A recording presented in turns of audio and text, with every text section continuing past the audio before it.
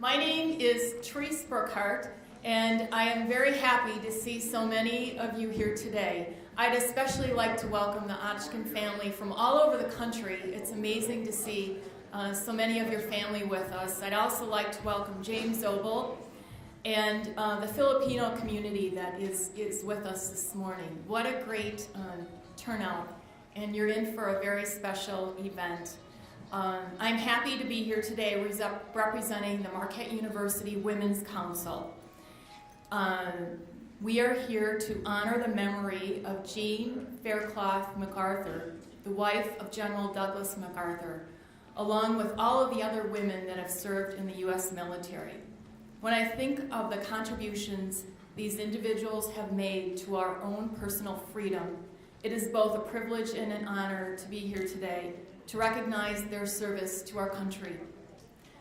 No doubt you have all heard the saying that behind every great man stands a great woman, and Jean MacArthur is a perfect example of this.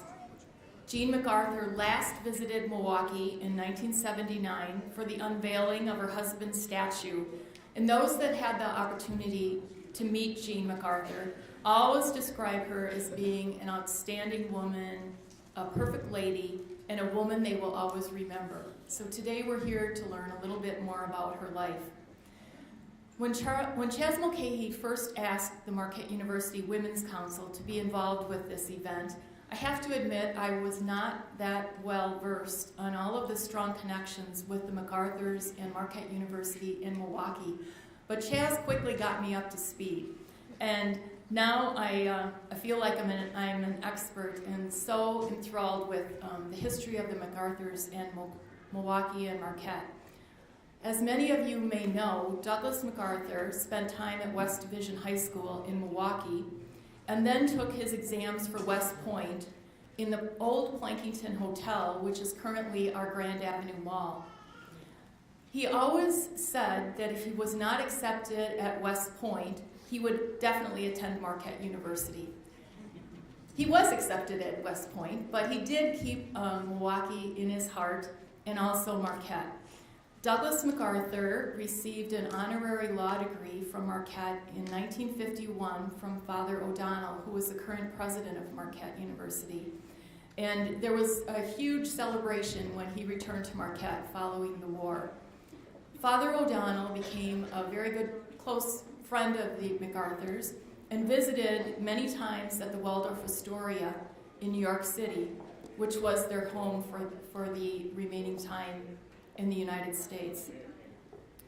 We hope that you will enjoy the rest of this morning as we all learn a little bit more about the legacy of Jean Faircloth MacArthur and the impact that the MacArthurs had not only in Milwaukee, but also around the world, in the Philippines, in Japan, Australia, and many other areas of the country.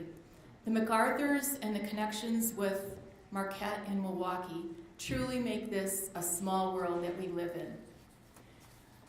It is now my distinct pleasure to introduce to you another individual that's been very involved with the planning of the week-long events, Creamheld Pepito. I had the good fortune to work with Cream at Northwestern Mutual. Our backgrounds are both in information technology. Cream is currently Vice President of Information Technology at Robert W. Baird, one of the best places in the world to work. And she brings a great perspective on not only the Filipino community, but also having lived in the Philippines and moved to Milwaukee in the year 2000. She was born and raised in the Philippines and received her degree in computer science from the University of the Philippines, and then spent time in Japan before moving to Milwaukee in the year 2000, where she met her husband and now has two beautiful children and can now consider herself a native of Milwaukee. She's currently president of the University of the Philippines Alumni Association and also an Ex-Officio trustee in the Philippine Cultural and Civic Center Foundation. We are so fortunate to have someone as Cream involved in the Milwaukee community, and I'd like to have you join me in welcoming Cream. Good morning, everyone, and thank you for coming. This has been a very busy and exciting week for all of us. The Filipino community is very honored to have been part of this momentous occasion. Can I please ask the members of the Filipino community to please stand and be recognized? You did a really good job.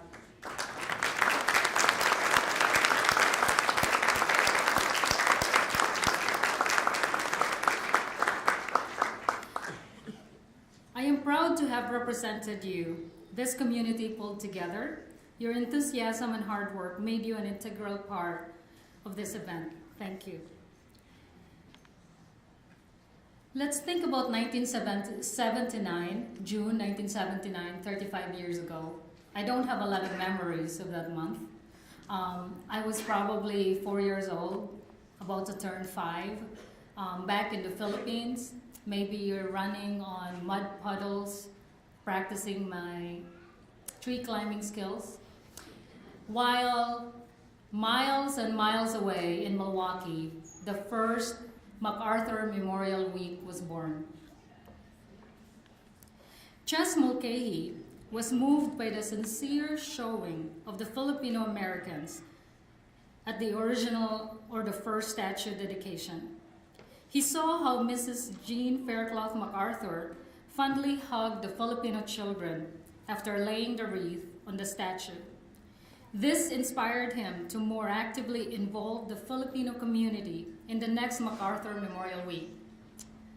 35 years later, here we are. Thank you, Ches.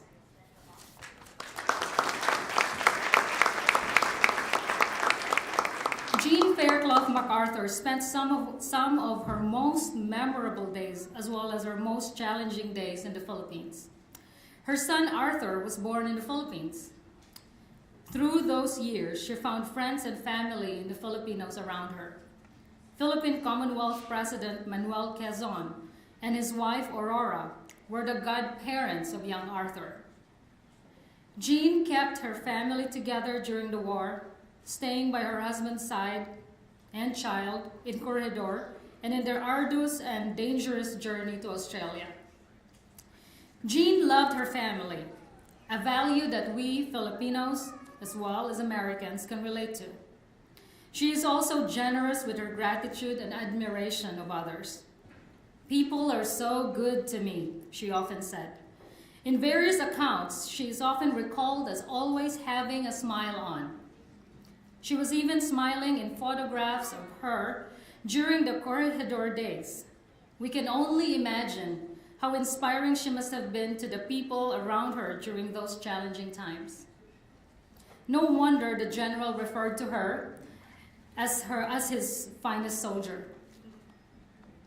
Today, we honor this great woman and thank her for her generous heart, her optimism, love for family, and love for people from all walks of life. The strong relationship between the Filipinos and the MacArthur legacy in Milwaukee continues with Jean MacArthur as the catalyst.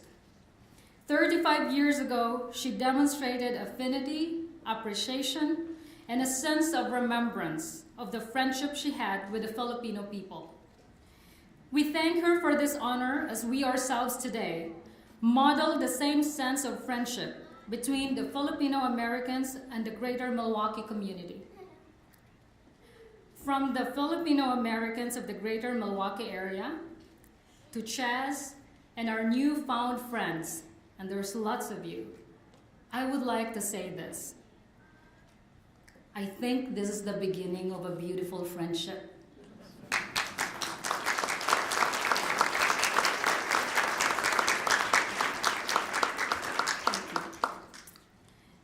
Next, I'd like to introduce one of Milwaukee's very own, who was recognized in 2013 as a top 10 under 40 future leader.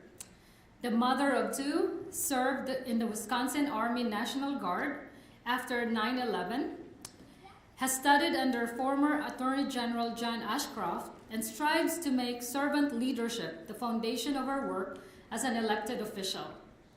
Please join me in welcoming Milwaukee County Supervisor Deanna Alexander. Good morning, everyone. Good morning. We are here today remembering General MacArthur, his family, and the contributions that they made to Milwaukee and the world around us. General MacArthur did some miraculous things for our country and this world, and after studying him, we might expect that he had a little wife back home, bringing up the little ones and holding down the fort. Well, he did have a little wife, and one might say that she did indeed hold down the fort, but she certainly was not wringing her hands and waiting for the general back home. Jean Faircloth MacArthur was a very special woman.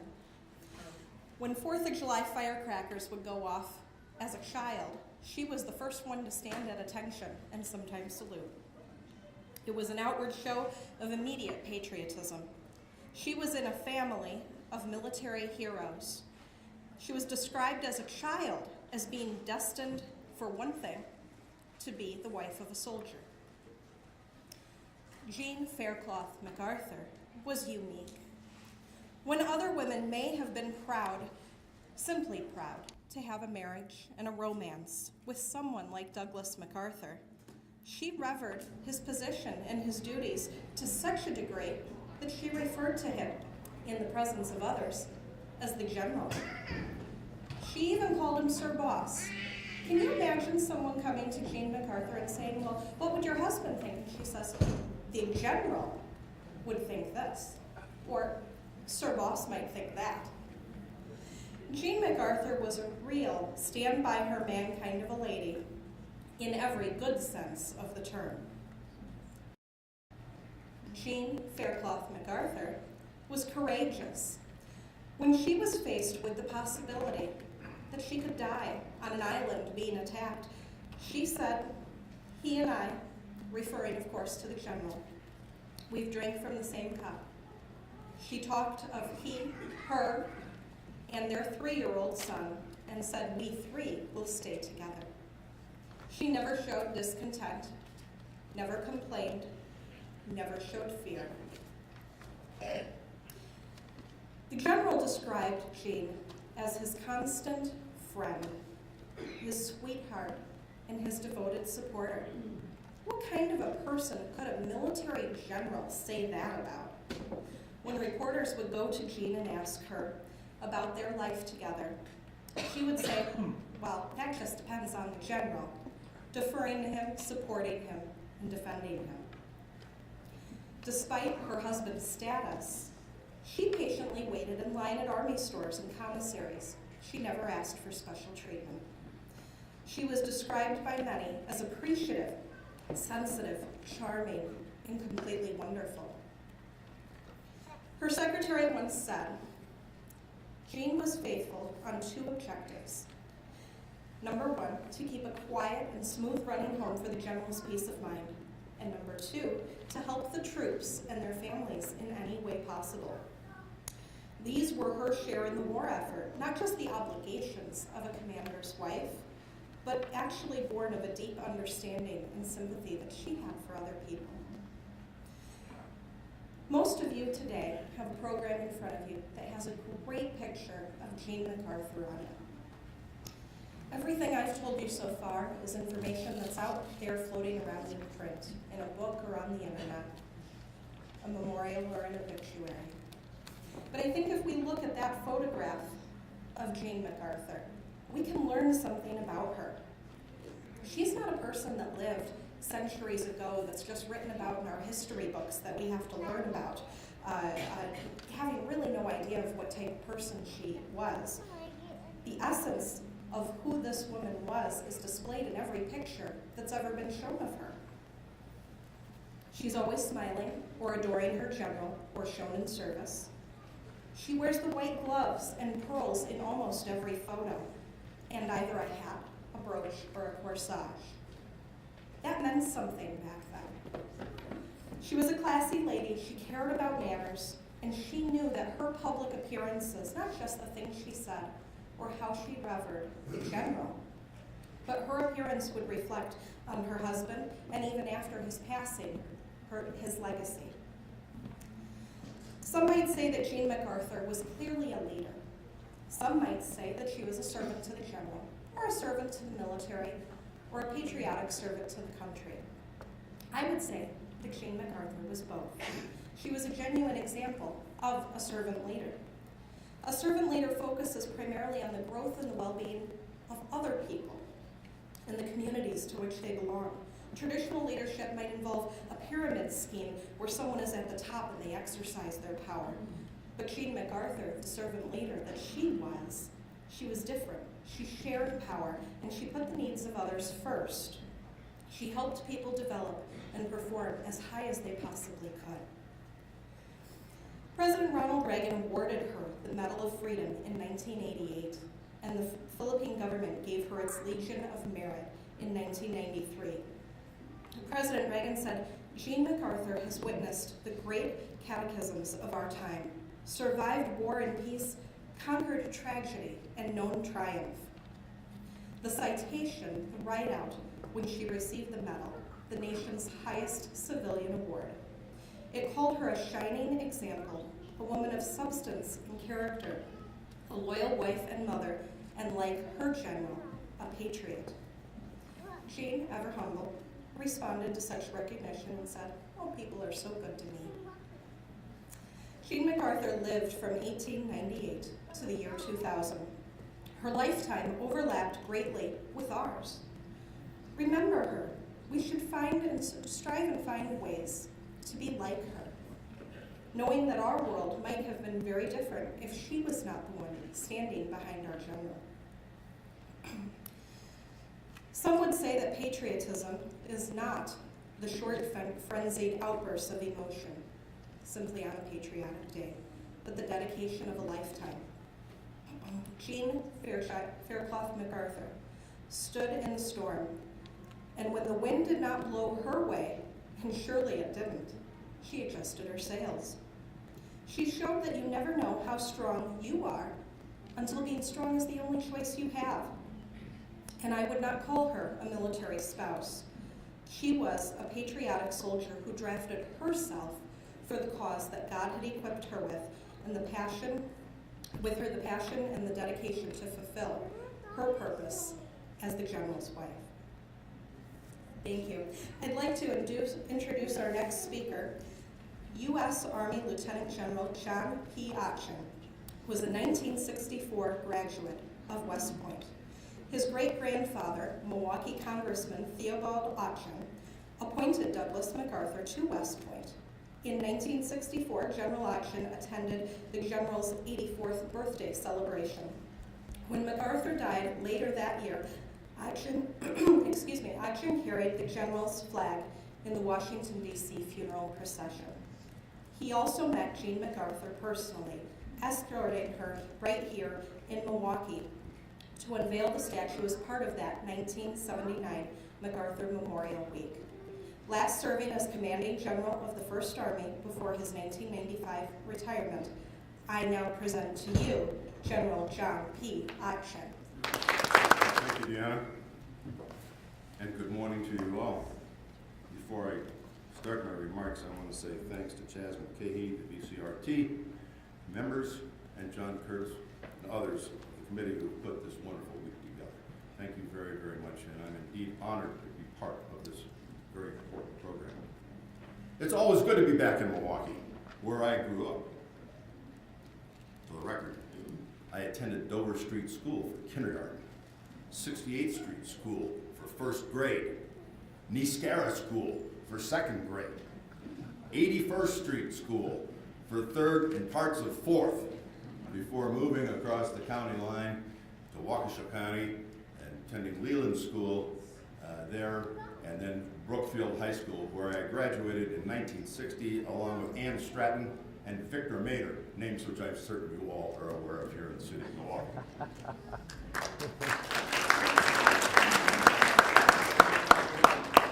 Despite being born in Texas, and so I can claim to be a son of the Lone Star State, my dad was assigned there as a lieutenant colonel during World War II as part of the Army Air Corps. Nonetheless, I am a true-blooded Milwaukeean. I can say Kinnickinnick, Kosciuszko, I know a brat from a kielbasa. I am the first male in the Otjen line not to be an attorney. But I am not the first Otjen to be a professional soldier. Nonetheless, as the oldest son of the oldest son of the oldest son of the oldest son in the spirit of primogeniture, and a great-grandson of Congressman Theobald Otjen, I am especially delighted to be here to represent the entire Otjen family, of which several are here this morning.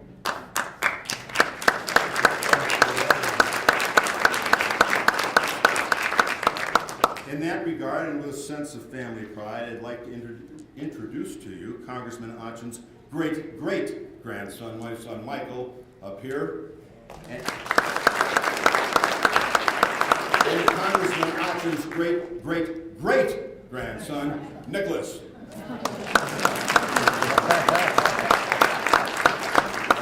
They're here from Hudson, Ohio, and there are many other members of the Otjen family and relatives here today as well. But I would especially like to mention the Wagner Otjen family from Memphis, Tennessee. We thank you, Susie and Chris, for coming and bringing your families with you. And it was their grandmother, Grace, who General MacArthur, and my great aunt, by the way, General MacArthur mentioned by name when I met him in Waldorf Astoria. I'd also like to recognize Dr. Miguel Galan, whose son is married to my niece, Lynn. And so, Dr. Galan, we're just delighted to have you here representing yourself.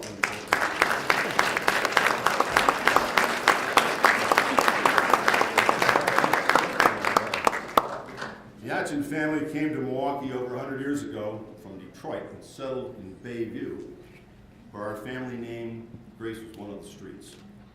Ever since then, even today, some relative of the Otjen family has lived in the Milwaukee area. We are proud of our Milwaukee heritage, and the remains of those family members who have gone before us rest in peace in Forest Home Cemetery. My great-grandfather's appointment of Douglas MacArthur to West Point and how it came about is well and accurately chronicled in this Milwaukee historical booklet of 1979. Harry Anderson prefaces in it.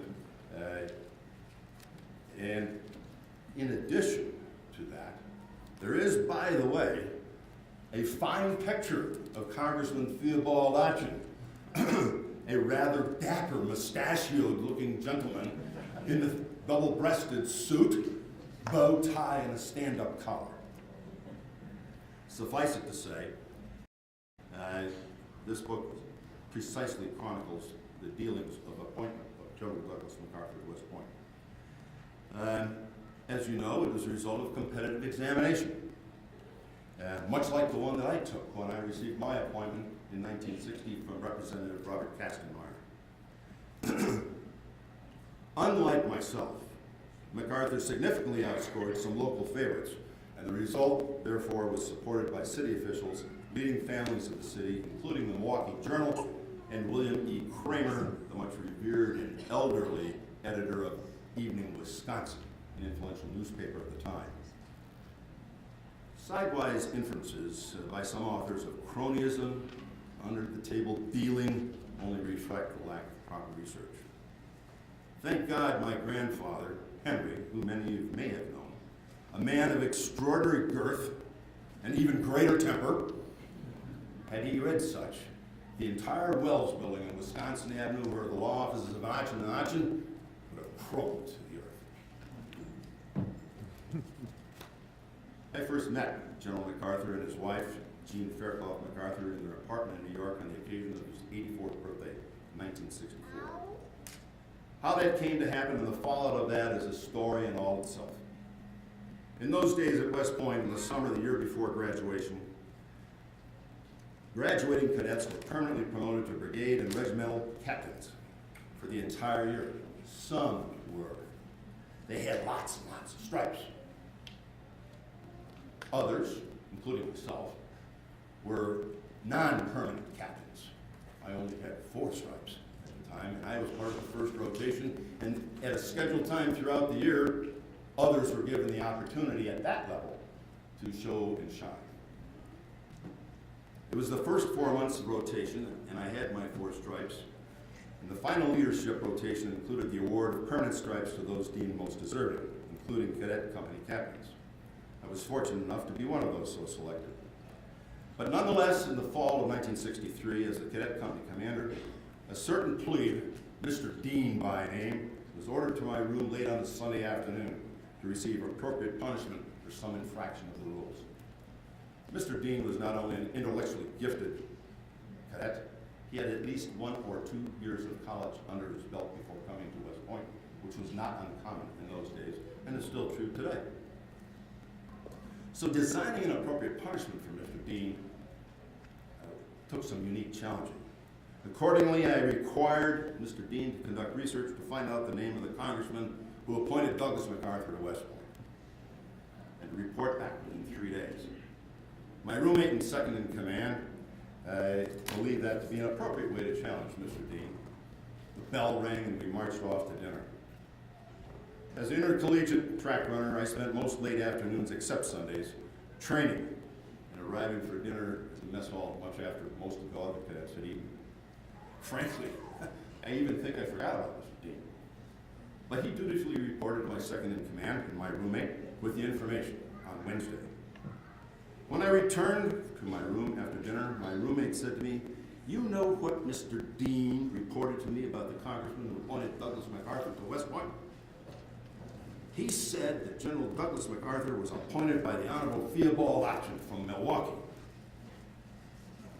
When I responded matter-of-factly, "That's the correct answer. That was my great-grandfather." My roommate was incredulous. "You've got to be kidding me." Well, actually, he didn't say that, but I've cleaned it up a bit for today. What I haven't told you is that my roommate's father, then a brigadier general, was the commandant of cadets. And of course, my roommate reported to his father of this discovery. After much investigation, many phone calls, including one from the Pentagon, where I'm certain some poor, overworked desk officer was tasked to verify what I knew to be true, a call came to me asking my full acknowledgement of who I was and my relationship to Congressman Otjen. Remember what I told you about the non-permanent captains having their stripes given away and rotated to give others a chance? Well, I was given one stripe at that time, as others took command.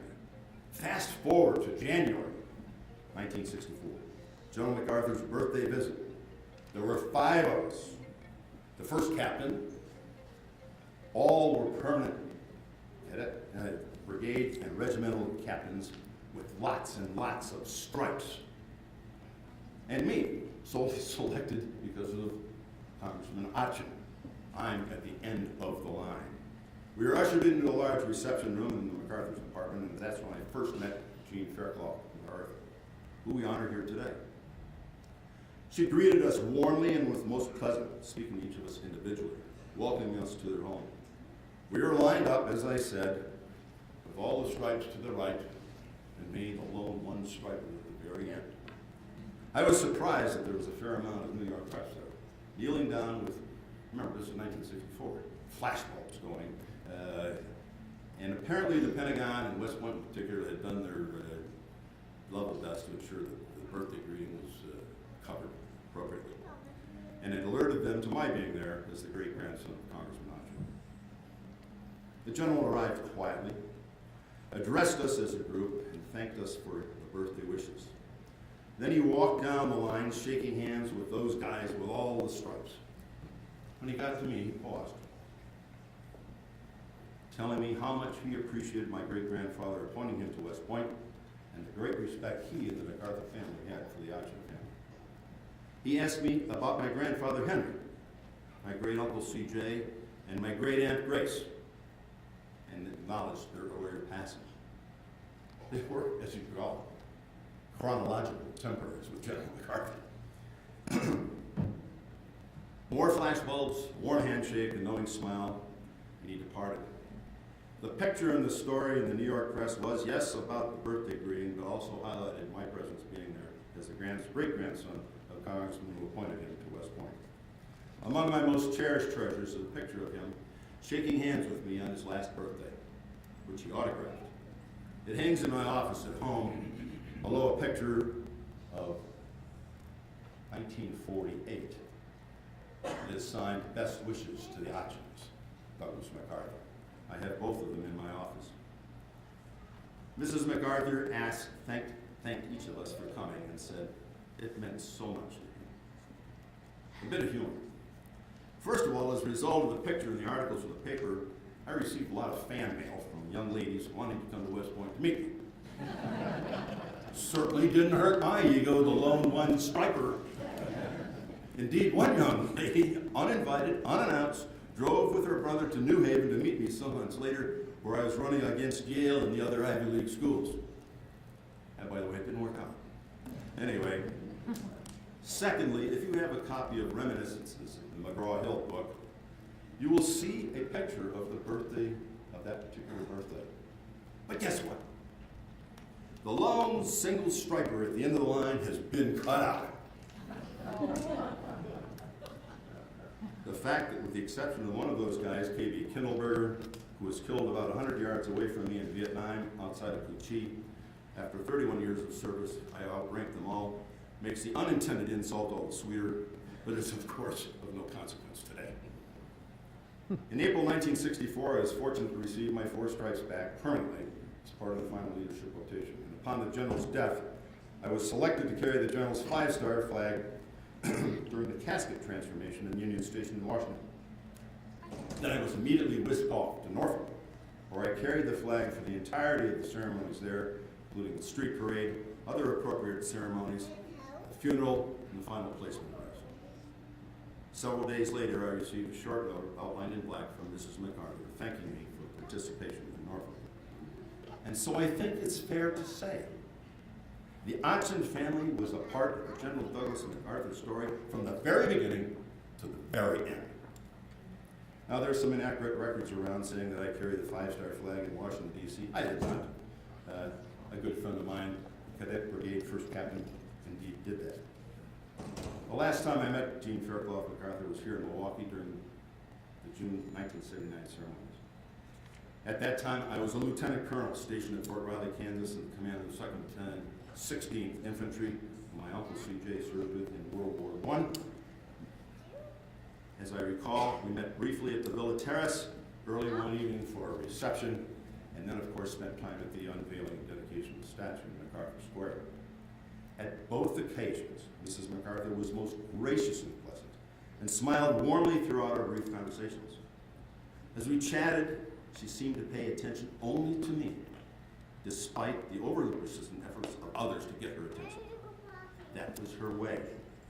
In the booklet published for this week's occasion, you can find a picture of the 2 of us as we walked away from the statue, her arm in mine, and she looking graciously radiant as always, with eyes seemingly only for me. Despite the ceremonial nature of the moment, she was non-officious, almost motherly, and seemed most appreciative and comfortable to be escorted by then a very young Lieutenant Colonel. I suppose in her lifetime, she was surrounded by thousands of lieutenant colonels, generals, but I had the feeling then, as I presume others have had at similar occasions, that at the very moment there was no more important person with her than I. I was honored and humbled by the moment being with her. She made me feel that way. The Otjen-MacArthur relationship goes far beyond Milwaukee. My brother Bob and his family have lived in Brisbane, Australia for many, many years. Some years ago, Bob was unavailable to participate in the opening of the MacArthur Museum there in Brisbane. And so he asked that his daughter Robin, my niece, to represent the Otjen family. A very attractive 20-something-year-old American girl with an Aussie accent. I'm told by the clearly unbiased account of her father, she was a big hit with the many veterans and citizens attending that occasion.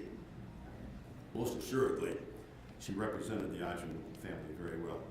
And if you're ever in Brisbane, I suggest that you take in the museum, the MacArthur Museum in Brisbane. But we're here today also to honor the women of the armed services in the name of Jean Faircloth MacArthur, a woman of small physical stature, but a tower of personal strength, pillar of graciousness. She was indeed, as some have recorded the general say, my finest soldier. As a quick aside, I had lunch yesterday with Mike Greedy from here in Milwaukee, Mike was 2 years ahead of me at West Point, and he attended the Duty Honor Country speech while I was off running at Dartmouth. And he sat next to Mrs. MacArthur during the speech. Mike also had the privilege of attending the birthday celebration in 1962 because he was one of the guys with lots of stripes at that time.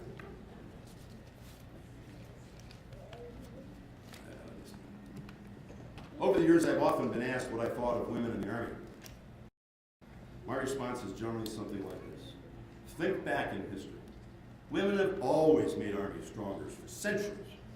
Many, like Helen of Troy, were accomplished heroic leaders on the battlefield.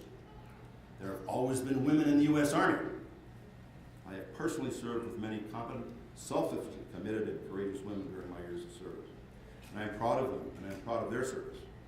Many have retired as colonels, and at least one of them is a major general, others as very senior non-commissioned officers. And so it is my unequivocal opinion there is a very significant place and role for uniformed women in our armed service, and we should never forget that. But in the next few moments, before I run out of time and get the hook, I want each of us to think about those other women who served. Think back in our own history. You've all heard of Margaret Corbin, an Army wife. I see some bewildered looks out there. 2 weeks ago, my wife and I stood beside Margaret's grave in a cemetery overlooking the Hudson River. The inscription on the marker says, Margaret Corbin, a heroine of the Revolution, with the Battle of Fort Washington in New York City, when her husband was killed, kept his field piece in action until severely wounded. You probably learned about Margaret in history class under another name of Molly Pitcher, or Captain Molly. Think about Elizabeth Custer and the wives who went west with their soldiers. How about the wives of our Civil War and World War I soldiers who selflessly gave their time and service? How about Jean Faircloth MacArthur and the thousands of wives in the so-called greatest generation? How about the Korean and Vietnam-era wives, including my wife Anne and her sisterhood of tens of thousands of Army and service wives who served and serve today, all in selfless, patriotic service to our country, without uniform and without compensation, but very, very much in the Army and the other services. They have in the past, and they do so today, to paraphrase that great country and western singer Tammy Wynette, stand by their man. Our nation owes them a huge debt of gratitude, and I want to say to each of them today, as a lifetime soldier, representing not only the Otjen family, but all soldiers and servicemen forever, thank you for all you do and all you have done. Thank you for enduring the times alone. Thank you for your sacrifices. Thank you for making each and every one of us stronger, better soldiers and servicemen and women. Thank you for making our Army, our armed services, and our nation stronger. We could not do it without you. Let me close with a bright light to the future. My wife and I are more often than we'd like to be at Walter Reed National Military Center for specialized medical attention. There we see many of today's Army and service wives standing by their Iraq and Afghanistan experienced soldiers. They're generally about 19 to 28 years old, most often with a toddler in tow, perhaps pregnant, pushing their warrior in a wheelchair. He's lost a limb or more. They are with him. They're of high spirit and morale and pride. And I'm sure if you were to be there to see them, you'd agree with me. If there ever are angels on earth, these young women are some of them. The other day, while on the elevator at Walter Reed, the door was held open for such a family. Wife, child, warrior in a wheelchair. Door closed, and being the grandfather of 7, I asked the little girl, who was perhaps 3.5 or 4 years old, "What's your name?" She crowded close to her mom and turned away from me. Clearly well trained by Mom, don't talk to strange men in elevators. But I persisted as a grandfather of 7. I said, "How old are you?" She now moved to the other side of Mom and closed in close. Elevator door open. Mom says cheerfully, "Come on, let's go," and pushed the warrior in the chair out the door. Whereupon this little girl turned around and addressed us in the audience. I have to stop for a second here because you'll understand. She addressed us saying, "That's my daddy. We're gonna take care of him." And she scooted off to be with her mom and dad. Well, if that doesn't bring a tear to one's eyes or a lump to your throat, as my mother would have said, there must be something terribly wrong with you. A little girl, she gets it. She's gonna stand by her man, along with her mom. That's my daddy. We're gonna take care of him. Army and service wives of all ages, including little girls, make our Army, our armed services, and our country strong. Following in the footsteps of the example of Margaret Corbin, Jean Faircloth MacArthur. That's my daddy. We're gonna take care of him. How can it be said any more clearly? The absolute importance of women in support of our Army and our armed services. Yes, they are and always have been and will always be among our finest soldiers. And now, as General MacArthur reminded us in his speech to Congress years ago that old soldiers never die, they just fade away, I shall do so, but not before introducing you to James Zobel, the archivist at the MacArthur Memorial in Norfolk, where he has spent 20-plus years researching the papers of General MacArthur, all his generals, and the thousands of veterans of World War I, World War II, and Korea that have donated their collections to MacArthur Archives. Thanks, General. And thanks to Charles Mulcahy for having me here this whole week.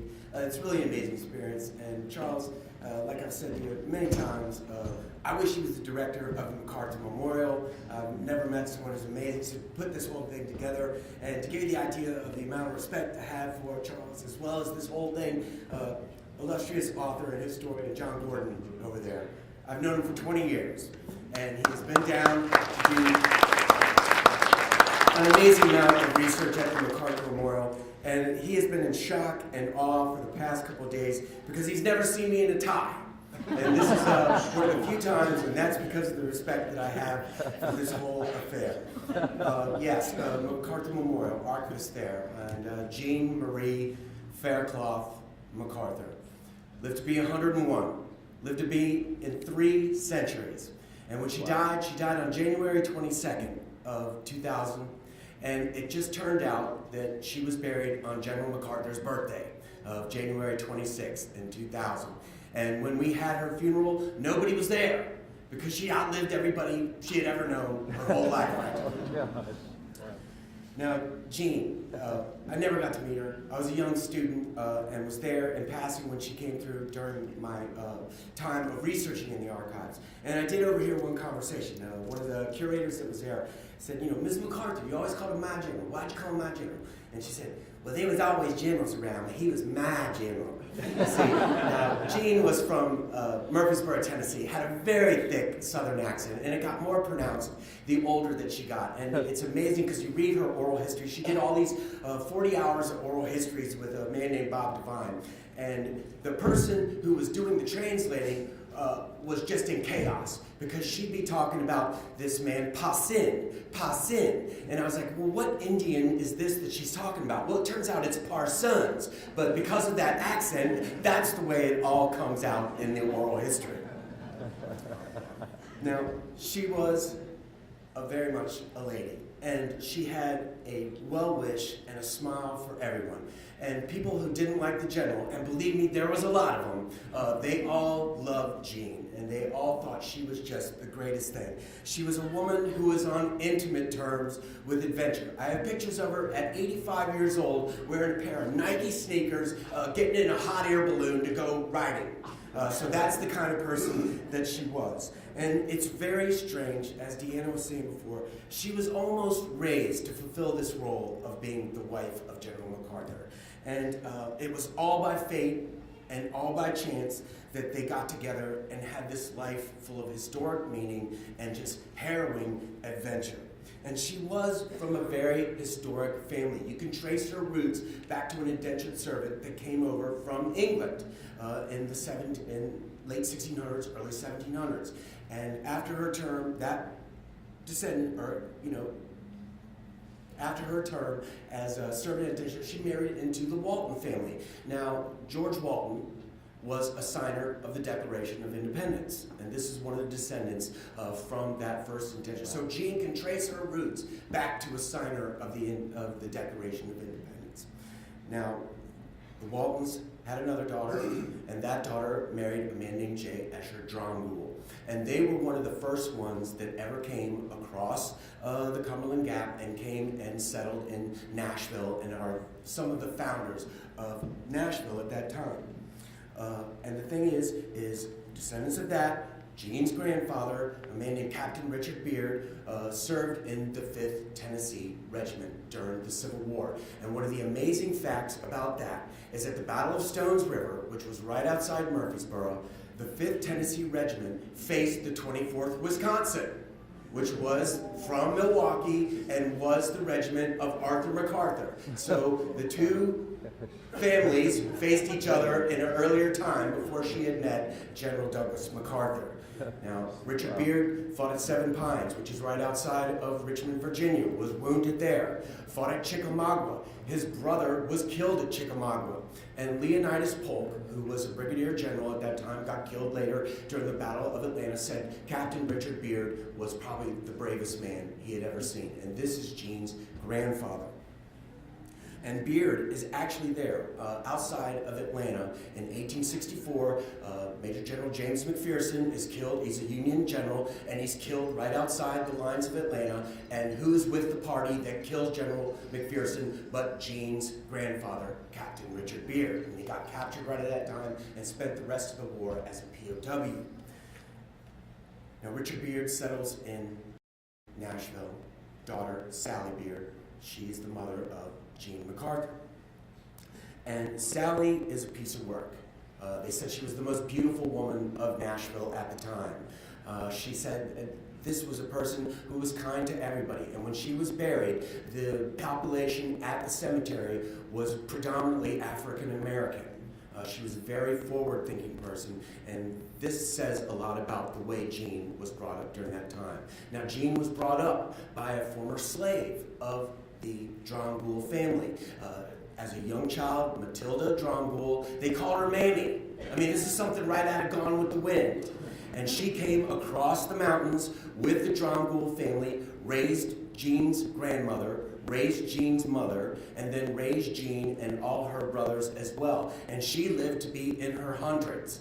And at 80, she fell and broke her hip. They built her a special place right at the house, and she lived there with the family as they took care of her the rest of her time. And this shows Jean was from a very forward-thinking and a family that was maybe a bit different than the rest of them. And it shows how Jean embraced people from all over the world throughout her life.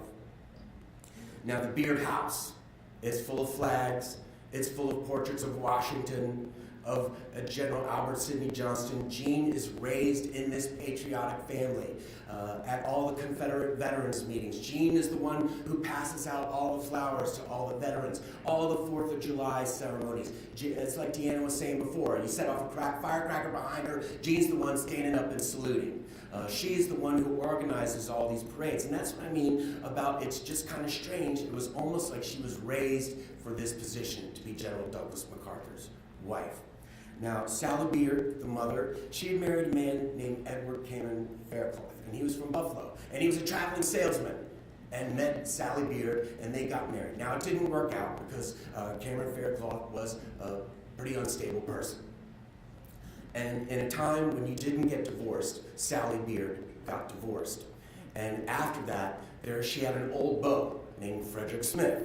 Now, when Sally Beard married this traveling salesman from Buffalo, Frederick Smith just freaked out and left Nashville and went around the world to see the whole world to get over this sorrow of losing Sally Beard. Comes back to Nashville in the early 1900s and finds that Sally has divorced this man. Well, they got together and married after that. And they were a very bohemian couple. I mean, they were actors. And Sally Beard traveled around the United States and was an actor under the name of Peggy Castleman. So it's a very different kind of family that Jean comes from. Frederick Smith, Sally Beard, they have 2 other children. Now, Jean had 2 brothers. a man named Richard, who died at a very young age, and another brother named Cameron, served in World War I with distinction. And Frederick Smith, Sally Beard, they have 2 other children. Harvard Smith, he serves in World War II, very distinct career, and another daughter named Donna Angeline. And Donna, like Jean, lived to be over 100 years old, and she just died just a couple of years ago. As a very young age, Jean goes through college. And this is something that, again, is kind of an anathema to the times and the age. But this was something that her father really wanted her to do. Because after the father, Cameron Faircloth, had divorced Sally Beard, he kind of got his act together. And he became the head of the American Bread Company in Nashville and made a great fortune. And throughout the 1920s, he and Jean were very close, and he started taking her all over the world. Jean is a very cosmopolitan person. Took her to the Orient, or Asia, took her to Europe, and she got a well-rounded education as well as a feeling for the peoples around the world. When he dies in the mid-1920s, he leaves Jean about $200,000.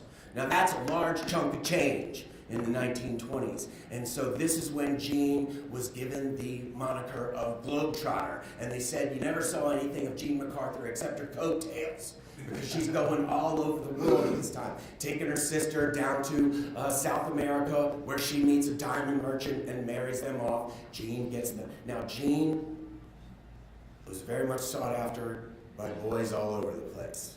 And there was one that she was really stuck on, a man named John Gregg. He was a lieutenant in the Army, so Jean had this affiliation with the Army. She traveled throughout the states in the 20s, going to all these Army posts, staying for weeks, being at the post, being around the Army, but John Gregg was killed in an auto crash in the 1920s.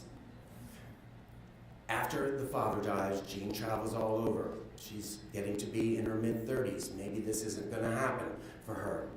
1935 comes along, and fate kind of takes over. She's going to go on another trip to Asia, and she's going to go on the SS Hoover. It's part of the old President line.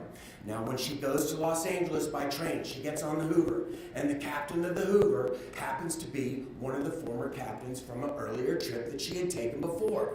And so the captain seats her at his table the whole time.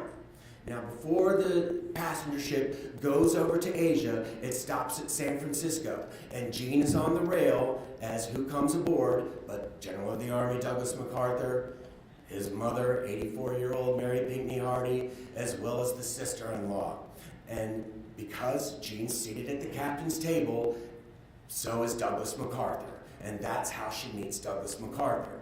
And they start having breakfast all the time. Now, Douglas MacArthur's mother is dying on the ship.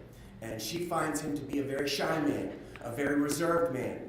Things that you don't usually hear about Douglas MacArthur. But they get to meet. She never meets the mother on the ship. But as the passenger goes along, she gets this relationship with Douglas MacArthur. She's supposed to go to Shanghai, but because this deep feeling of emotion is coming along with Douglas MacArthur, she goes to Manila with Douglas MacArthur. Not really with him, but just because the general is going there. Now, also on the ship are many, many dignitaries, because they're all going for the inauguration of the first president of the Philippines, Manuel Quezon. And next to Jean's cabin is MacArthur's chief of staff. And this is a young major named Dwight D. Eisenhower. And she said every morning when she was in her cabin, she could hear in the other cabin Eisenhower shaving, singing, "You're in the Army now." And this is what he did every morning, she said, when she would have going across. Now they get to Manila, and Jean is given an invitation to come to the Malacañang Palace to be there for the inauguration of Manuel Quezon. And soon she is in a fairy tale world that she had never expected to be in her life. At Malacañang Palace, in these parties, of course, Manila is like 150 degrees.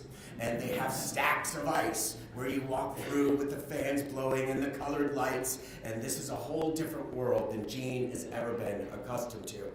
Now, as soon as MacArthur's mother gets there, she dies in the Manila Hotel, December 4th, 1935. Now, she was a Southern lady. She was full of manners. She knew how to act graciously in society. This is the same person that Jean MacArthur is. And the thing is that MacArthur and his mother had a very close relationship. And it's not so much, I'm your mother, you're gonna do what I tell you to do. It's more like she's his main confidant. Jean just kind of moves into that position. After the mother dies, Jean becomes the main confidant of Douglas MacArthur. 1937, MacArthur's going back to the United States. The last time he'll go back to the United States before 1951. Jean gets on the Pan Am Clipper, which is flying now between Manila and the United States. And she's one of the first female passengers on the Pan Am Clipper. In the 1970s, she goes to a Pan Am luncheon, and she's sitting next to the vice president of Pan Am. And she leans over to him and she says, you know, I was one of the first females to ever ride in a Pan Am Clipper. And the vice president looks at her, he's like, I know, Mrs. MacArthur, I was the co-pilot on that plane. You know, chance, fate, just the way things work out. They get to the United States. Nobody knows these two have something cooking. And Jean MacArthur has to do official business within the United States because he's with President Manuel Quezon. Jean goes to get on a train in Los Angeles to go back home to Murfreesboro, and who shows up at the train station to see her but Douglas MacArthur with a full bouquet of flowers, dressed in a tuxedo to see Jean off. They meet in New York City. Jean doesn't tell any of her family what's going on. Everybody knows she's been meeting Douglas MacArthur over there, but she keeps it a tight-lipped secret. And they meet in New York City, and by a justice of the peace, they get married there. And where does MacArthur take her on their honeymoon? Well, West Point, of course. That's where you go on your honeymoon. These two come back to Manila, and they live in the Manila Hotel in the penthouse. It's practically the only air-conditioned place in the Philippines at that time. Jean brings out all her furniture. MacArthur, when he goes to the Philippines in 1935, he doesn't ever expect to come back to the United States. He takes everything he owns. And so they live surrounded by all their memorabilia from home in the Manila Hotel. And Douglas MacArthur says this is the happiest time of his life, because in 1938, their son Arthur is born, the only son. Douglas MacArthur is 58. People are writing him, Doug, I didn't think you had it in you. And he'd write him back, I didn't think I did either. Now Arthur is Arthur V. There are 5 Arthurs in the MacArthur family, and at one time, 3 of them were living together. So you can imagine the confusion when the mother would call for Arthur during that time frame. Like I said, happiest time, they're going to live out their lives while MacArthur's building the defense force for the Philippines. MacArthur retires in 1937. He's no longer in the army, and it's only the Japanese that bring him back and ruin this fairy tale world that they have. War fever is coming. Everybody's watching Jean MacArthur. All the army wives are leaving the Philippines, but everybody's watching Jean MacArthur. I'll leave when Mrs. MacArthur leaves. But as Deanna said earlier, we drink in the same cup, and Jean doesn't leave. And she felt guilty throughout her life because she knew all those people were waiting for her to leave, and then they get stuck in the Philippines. They all get locked up in places like San Tomas, Camp Holmes, and Baguio, Los Baños, down in the southern part of Luzon. Jean goes with the general. They leave for Corregidor, Christmas Eve, 1941, after Manila's declared an open city. All their materials stay in the Manila Hotel. The only thing Jean takes is a handkerchief wrapped with a few things that they have. They go to Corregidor. Arthur's about 4 now. They get to Corregidor, and Arthur is immediately like, I've had enough of Corregidor. Let's go home. But they're stuck there. They don't even live in the tunnel at first. They live outside the whole time. And when their first house is destroyed by bombers, then they move to a place on the eastern side of the island where they will live in a house there and have to be rushed to the tunnel every time a bombing raid comes along. Douglas MacArthur doesn't do that. He's outside the tunnel. You know, Batan, he's known as Dugout Doug. He's not looked at that way on Corregidor because every time there's a bombing raid, there goes Douglas MacArthur on his walk as everything's going off around him. A different perspective on the way things look. Jean as well said she could never run anywhere because she had to show a strong face to everybody that's there on Corregidor. Now by February 1942, People back in the United States know this thing is coming to a close. President Roosevelt orders Douglas MacArthur out of the Philippines to go to Australia, as we've talked about the past few days. Now, everybody expects the MacArthurs to go by a submarine, but there's a man named John Buckley. He's a lieutenant commander, and he runs motor torpedo boat Squadron 3. Now, one of the first days of the war, the Cavite Naval Base had been blown up, and all of John Buckley's personal effects had been destroyed. So by March of 1942, he's got hair longer than mine, he's wearing a bandana, he's got a beard down to here, he's wearing an oil slicker because he has nothing left. The guy's doing boarding raids on Japanese barges from his PT boats. He's got 2 pearl-handled revolvers like Patton, and he's got a knife in his belt. And MacArthur takes one look at this guy and says, "That's the guy I'm going with." And like Gene said, Buckley was a pirate. March 12th, they jump on the boats. Gene, the son, the staff, 4 PT boats, make it down to Cagayan de Oro. And what is so amazing about this whole feat is none of those sailors had ever even really been out of Manila Bay before. They had no charts. They had no equipment. One of the admirals, Admiral Rockwell, is there on the bridge, and the commander of the boat is, 21 years old? And he's like, "Boy, this guy's like a kid. I don't even know if we can get through." He's like, "Son, give me a reading on that point." Well, the guy has no equipment. "It's about 400 yards, sir." And Rockwell was said to explain, "Good God, we're not going to make it." But they do make it down, and they get flown on the B-17s out into Australia. Now, on the PT boats, everybody's sick. MacArthur's sick. MacArthur's almost catatonic. He knows that he's left all of his command there in the Philippines, and he knows what they're going to say about him. He knows they're already calling him Dugout Doug. And like I said, catatonic on the PT boats. It's Jean that keeps him refreshed, that's sitting there rubbing his hands the whole time, because she doesn't get sick. She and the only other person that doesn't get sick is the airman, Harold George, because he's used to that kind of waving in the air. They get to Australia. As soon as they land at Bachelor Field, here comes the Japanese bombers bombing Darwin, and they have to get on another plane to go down to Alice Springs, where they'll get on the train to go to Melbourne, because Gene doesn't want to fly anymore. The trip is so harrowing. Arthur MacArthur was completely dehydrated, the son, and very sick at the time, so they get on the train to go down there. Now, at one of the stops, Douglas MacArthur, and all that message traffic is in the archives, is told the whole time about all these men, materials, ships, planes that are all going to Australia. And when he gets to Australia, finds out that there is nothing there ready for him.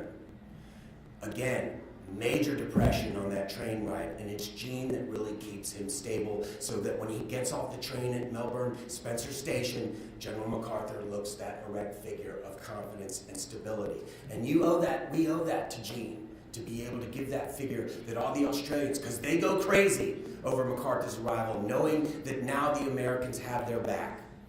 They go to Brisbane, get put up in the Lennon's Hotel. Now, Jean's invited to go everywhere. She's under an emotional strain. Many think that she might have been having a nervous breakdown. And she says, "I just can't go to all these things." And the general said to her, "Well, then just don't go. Who cares?"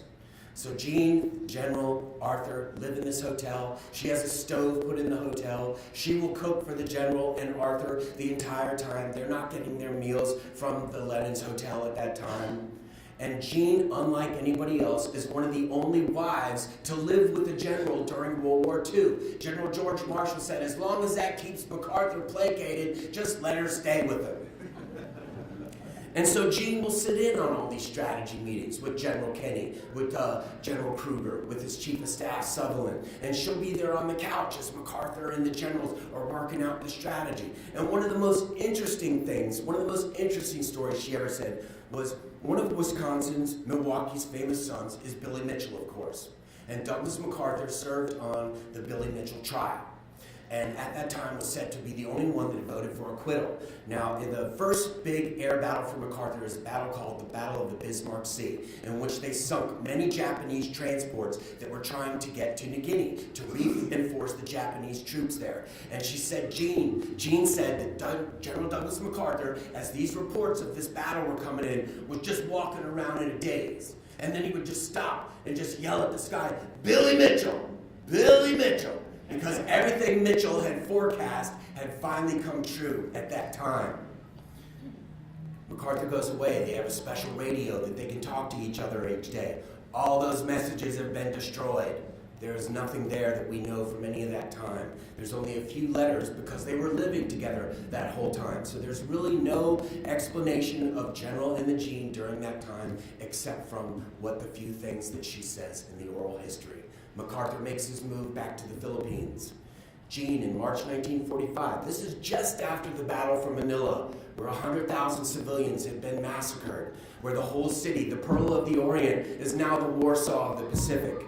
And Jean comes there to Manila, the Manila Hotel, where all her fine things were, where all the MacArthur things were, was a Japanese command post, and it was destroyed during the battle. Everything the MacArthurs owned before 1942 is destroyed in the Manila Hotel. Now, we have two very significant items in our museum, and these are the swords of General Hideki Tojo, who was the premier of Japan during that time.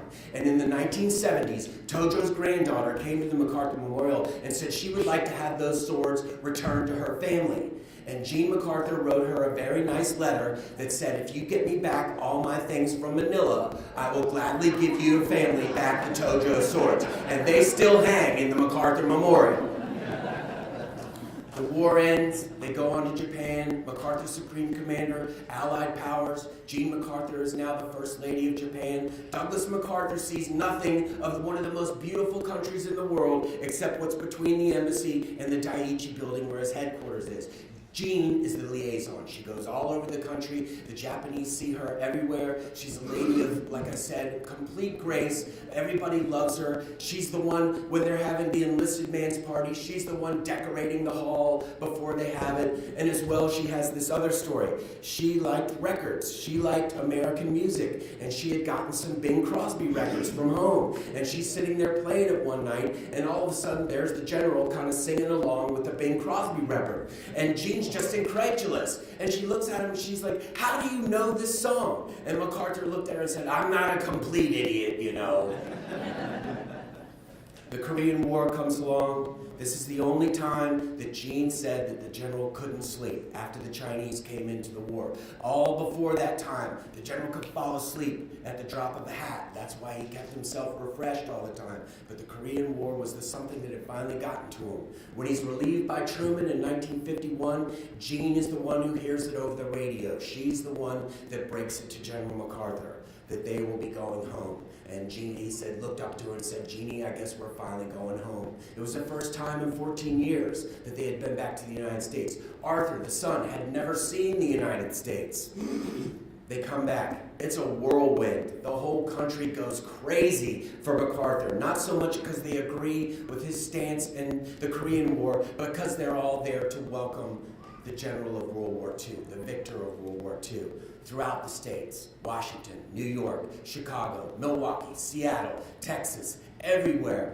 Everywhere they go, they are greeted throughout, and this is a whirlwind time. Again, a fairy tale for Jean MacArthur, a life that just by chance had come together. They go to live at the Waldorf Astoria in New York City. Now, the Waldorf Astoria costs about $3,000 a night to stay there. And they gave the MacArthurs a special deal of about $450 a month. They didn't expect Jean MacArthur to live to be 101. She's there with the general throughout, that face of staunch support when he goes into his final sickness. There at Walter Reed with him when he dies. Now, her whole life had been subservient to the general. Everything was for the general. She was, like everybody said, the best soldier, the best confidant, that support mechanism for Douglas MacArthur. But after Douglas MacArthur dies, she wants to have a good time.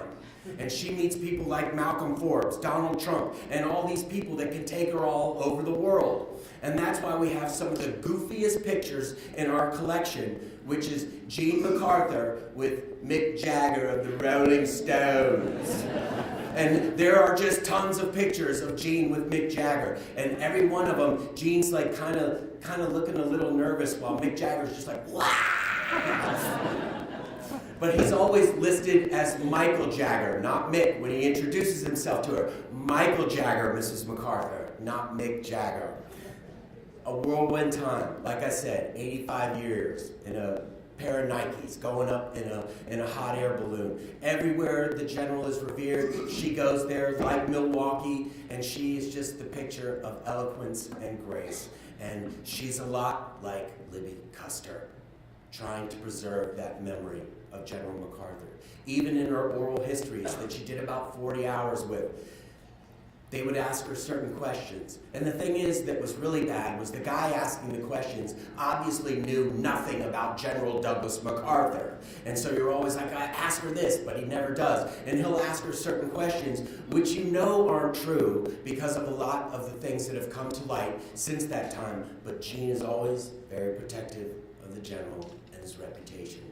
And like I said, Libby Custer, always there to preserve this memory of this great man who gave us a great legacy and a person that we can all learn from, and at 101 lived a full life, a life by fate and chance that had been thrown together with this man for such historic meaning and a life of complete adventure. Thank you.